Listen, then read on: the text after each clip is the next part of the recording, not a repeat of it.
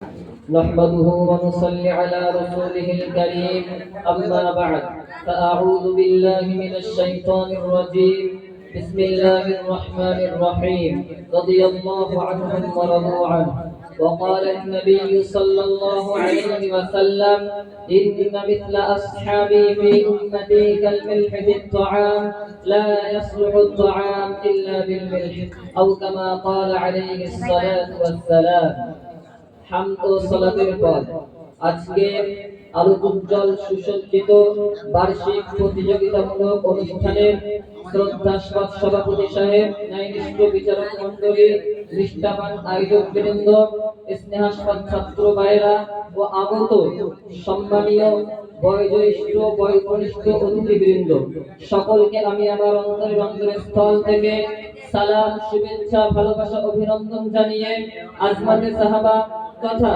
সাহাবাদের মান মর্যাদা সম্পর্কে সংক্ষিপ্ত আলোকপাত করার প্রয়াস রাখছি।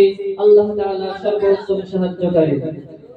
বন্ধুগণ, সহিহ বুখারী শরীফের বিখ্যাত ভাষ্যকার আল্লামা ইবনে হাজার আসকালানী রাহমাতুল্লাহ আলাইহি আল ইসবাহ নামক গ্রন্থের প্রথম খণ্ডের 7ম পৃষ্ঠায় লিখেছেন, আসাহহু মা ওয়াকাতু আলাইহি মিন যালিকা আন্না আস-সাহাবিয়্যা মান লাকিয়া আন-নাবিয়্য সাল্লাল্লাহু আলাইহি ওয়া সাল্লাম মুমিনান বিহি ওয়া মাতা আলাল ইসলাম। অর্থাৎ তিনি বলেন, আমার জানা মতে সাহাবার বিশুদ্ধতম সংজ্ঞা হলো যিনি মুমিন অবস্থায় নবী সাল্লাল্লাহু আলাইহি ওয়া সাল্লামের সান্নিধ্য লাভে ধন্য হয়েছেন এবং মৃত্যু পর্যন্ত ইসলামের উপরই প্রতিষ্ঠিত থেকেছেন। শুধু শ্রোতাবৃন্দ, এই সমস্ত পুণ্যাত্মাদের সুসংক্ষিপ্ত পরিচয় হলো প্রিয় নবীর প্রবাহিত ঈমান সাগরে যারা অবগাহন করেছেন তারা হলেন সাহাবা। নবুয়তের সূর্যালোকে যারা আলোকিত হয়েছেন তারা হলেন সাহাবা। নববীর চন্দ্রালোকে যারা স্নিগ্ধ হয়েছেন তারা হলেন সাহাবা। আসমানি ওহীর তত্ত্বাবধানে যারা জীবন গড়েছেন তারা হলেন সাহাবা। খোদা প্রেমের ঝর্ণা দ্বারায় যারা হৃদয় ধুয়েছেন তারা হলেন সাহাবা। নবী প্রেমের অমৃত সুধা যারা পান করেছেন তারা হলেন সাহাবা। আসমানি গানের নির্মল স্রোত প্রবাহিত হতো যাদের দিল দরিয়ায় তারা হলেন সাহাবা। নববী সূর্যের কিরণ সম্পাত হতো যাদের হৃদয়ে আমিনায় তারা হলেন সাহাবা। নফস ও প্রবৃত্তির সব রকম মলিনতা থেকে এই সমস্ত পুণ্যাত্মাদের হৃদয় ছিল মুক্ত, নূরের তাজাল্লিতে ছিল স্নিগ্ধ। এক কথায় নবী রাসূলগণের পর তাদের যে উত্তম চরিত্রবান, ইসলামের প্রতি নিবেদিত প্রাণ কোন দল পৃথিবীতে কোনদিন আসেনি আর আসবেও না।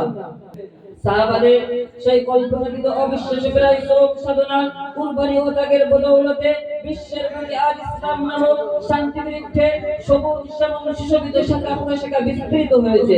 তাই কিয়ামত পর্যন্ত আগমনকারী উম্মাহর প্রতি তাদের ইহসান, অনুগ্রহ অপরিসীম, অপ্রতিশোধ্য তাদের দেশ। অপসংস্কৃতির বিভীষিকাপূর্ণ কুসংস্কারের জন্য পাপ পঙ্কিলতার আবর্তে নেমে হলো অধুনা বিশ্বের কোন মানুষ আজও যদি সহজ সরল সঠিক সত্য নির্ভুল পথের সন্ধান পেতে চায় তাহলে তাকে সাহাবাদের পথকে অনুসরণ করতে হবে।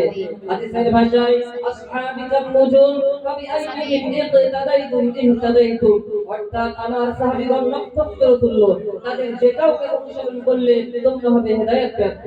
সর্বীয় বিচারক মণ্ডলী, সাহাবাদের মান মর্যাদার কথা কোরআন হাদিসের পাতায় পাতায় বর্ণিত আছে।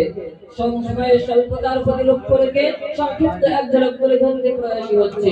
সূরা বাকারার 137 নম্বর আয়াতের মধ্যে বলা হয়েছে, فإن آمنوا بمثل ما آمنتم به فقد اهتدوا وإن تولوا فإنما هم في شقاق। এই সূরা 13 নম্বর আয়াতের মধ্যে বলা হয়েছে, আমিনু কামা আমানান নাস।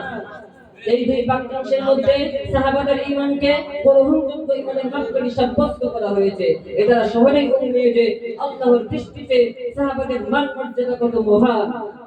সূরা হজের 78 নম্বর আয়াতের মধ্যে বলা হয়েছে, ওয়াজতাবাকুম।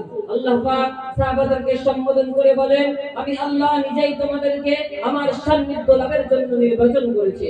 অন্যত্রে আল্লাহ পাক বলেন, ওয়াস-সাবিকুনাল আউওয়ালুনা মিনাল মুহাজিরিন ওয়াল আনসারি ওয়াল্লাযীনা তাবাউহুম বিইহসান রাদিয়াল্লাহু আনহুম ওয়া রাদু আনহু।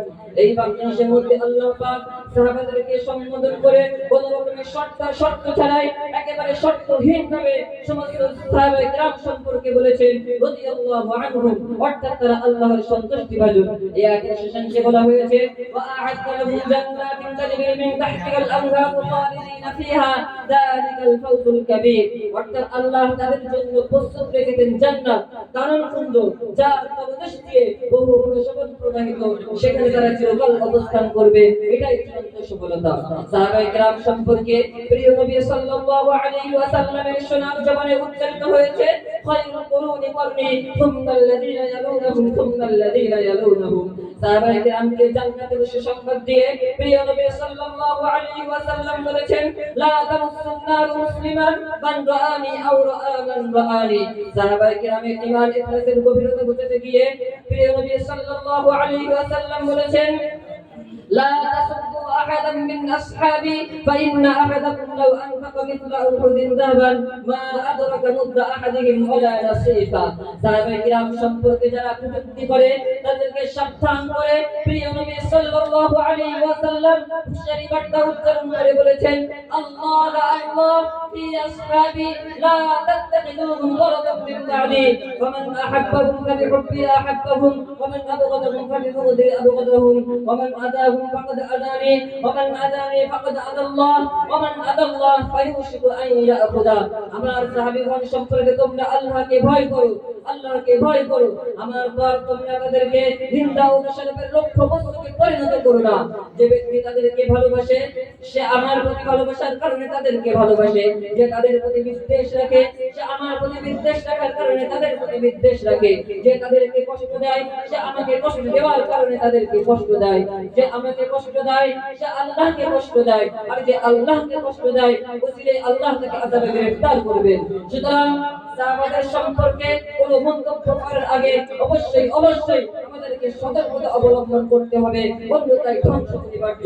পরিশেষে সাহাবারা মক্কুন্নাত তাদের মান মর্যাদার কথা প্রিয় নবী সাল্লাল্লাহু আলাইহি ওয়াসাল্লামের সুসংক্ষিপ্ত সার সর্বময় বাণীর মাধ্যমে বলে